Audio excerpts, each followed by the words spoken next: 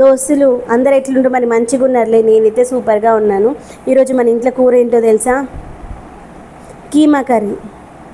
యాక్చువల్గా అనుకున్నది ఒకటి, అయినది ఒకటి అనమాట. అఖిల్కి కీమా అంటే ఇష్టమేమో వాళ్ళ నాన్న ఏం చేశారంటే 1 కేజీ మటన్ తీసుకొచ్చాడు, దాంతోపాటు ఒక 1/2 కేజీ కీమా తీసుకొచ్చాడు అనమాట. ఆ కీమా ఫ్రై చేయి చిన్నోడికి బాగుంటుంది అని. కానీ మా వాడికి కీమా అస్సలు తినాలనిపించదు, ఎందుకంటే దాంట్లో ముక్కలు ఏం కనిపించవు కదా, అందుకని అనమాట. ఆ తర్వాత నీకు ఇష్టమని తెచ్చినావా అమ్మ అంటే, కాదు చిన్నోడు ఇష్టంగా తింటాడేమో అని తీసుకొచ్చా అని చెప్పాను అనమాట.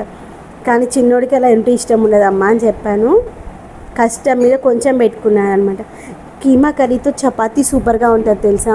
మీలో ఎంతమందికి ఇష్టం కీమా కర్రీ? చిన్న అన్ని బాటిల్ ఫ్రిడ్జ్లో పెట్టాక నాన్న బయటే ఉండే నా బాటిల్.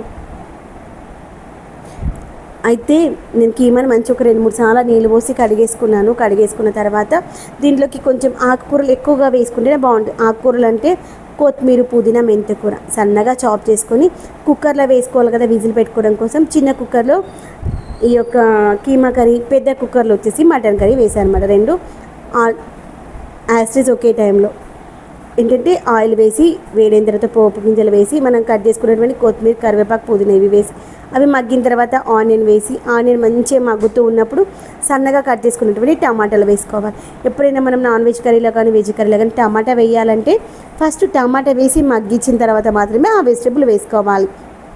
చాలామంది ఏం చేస్తారు, ఇప్పుడు మటన్ కర్రీలో వేయాలనుకోండి, మటన్ వేసి ఒక 5-10 నిమిషాల తర్వాత టమాటాలు వేస్తారు, కానీ అప్పుడు టమాటా ఉడకదు, టమాటా అలానే ఉంటుంది. యాక్చువల్గా మనం టమాటా వేయడానికి రీజన్ ఏంటి, ఆ కర్రీకి మంచి గ్రేవీ రావాలని వేస్తాం కదా టమాటా.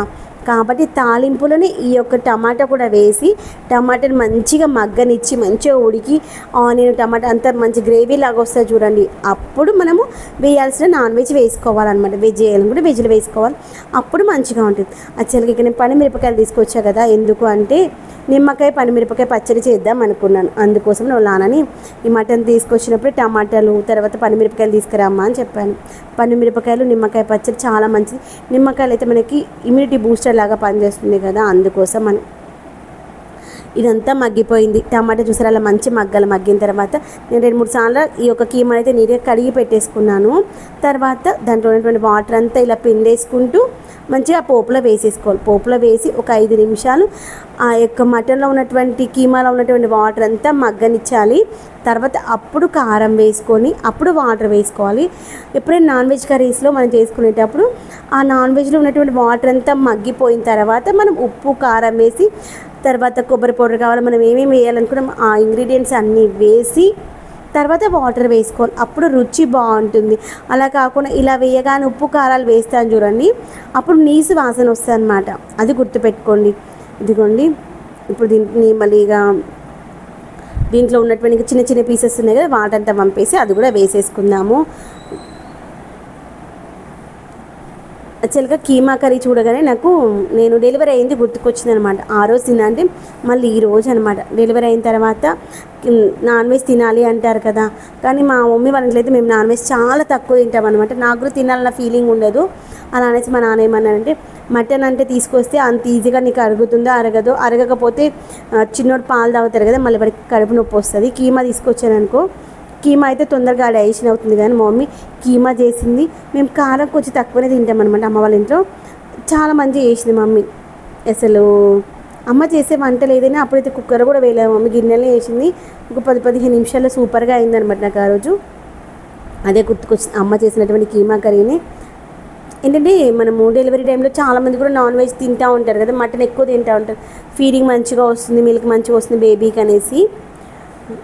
తర్వాత దాంతోపాటు దొండకాయ కూర, పొప్పడికాయ కూరలు తింటూ ఉంటారు కదా. నేనైతే ఒక్కసారేమో తిన్నాను, తర్వాత నాకు ఇంకా తినాలనిపించలేదు. మరి నాకు నాన్ వెజ్ మ్యాక్సిమం ఇప్పటికి కూడా తక్కువే తింటాను. నాకు ఎందుకో తినాలనిపించలేదు. ఎందుకు తిని మళ్ళీ టమ్మీ పెయిన్ వస్తే చిన్నోడి కడుపు నొప్పి వస్తే అవసరమా అనేసి నేను తినకపోయాను. దగ్గర అఖిల్ 1 year వచ్చేంత వరకు కూడా నేను నాన్ వెజ్ అయినా పప్పులైనా చాలా వరకు ఆలోచించి తినేదాన్ని. మనం తినే ఫుడ్ని బట్టే కదా మన పిల్లల యొక్క డైట్ ఉంటుంది. పాపం వాళ్ళకి తెలియదు కదా కడుపు నొచ్చి ఏడుస్తారా, ఎందుకు ఏడుస్తారో తెలియదు. మనం తినే ఫుడ్ కరెక్ట్గా ఉందనుకొని వాళ్ళకి ఎలాంటి ప్రాబ్లం ఉండదు అనేసి చాలా వరకు నేను అఖిల్ కోసం తనని ఆలోచించే ఫుడ్ తీసుకునేదాన్ని అనమాట.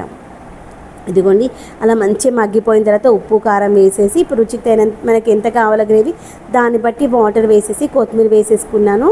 వేసేసుకుని మంచిగా విజిల్ పెట్టేసుకున్నాను. నిండుగా అయిందని ఏం టెన్షన్ ఏమి ఉండదు. సిమ్లో పెట్టేసుకున్నాం అనుకోండి. అటు మటన్ కర్రీ అయిపోయింది, ఇటు మనకి ఈ యొక్క కీమా కర్రీ కూడా అయిపోయింది అనమాట. రెండు ఎట్ ఏ టైం అయిపోయి దాంతోపాటు బగారా రైస్ చేశాను, దాంతోపాటు రైతా చేశాను అనమాట. చూసారా మంచిగా ఇలా కొంచెం గ్రేవీగా ఉంది. మరి డ్రైగా కావాలంటే డ్రైగా కూడా చేసుకోవచ్చు. మరి డ్రైగా అంటే నచ్చదులే అనేసి ఇలా చేసేసాను. తర్వాత చూడండి దాంతోపాటు పాయ కూడా తీసుకొచ్చారన్నమాట. ఈరోజు మన ఇంట్లో 3 కూరలు, మటన్ కర్రీ, పాయ కర్రీ, తర్వాత కీమా కర్రీ అనమాట. 3 రకాల రెసిపీస్. మీలో ఎంతమందికి ఇష్టం చెప్పండి. ఇదిగోండి అది అయిపోయిన తర్వాత మళ్ళీ కుక్కర్లో పాయ కూడా పెట్టేసుకున్నాను. దేనికైనా సేమ్ ప్రాసెస్ చేస్తాను అనమాట. గ్రేవీ మంచి థిక్గా వస్తుంది తెలుసా పాయ కర్రీ.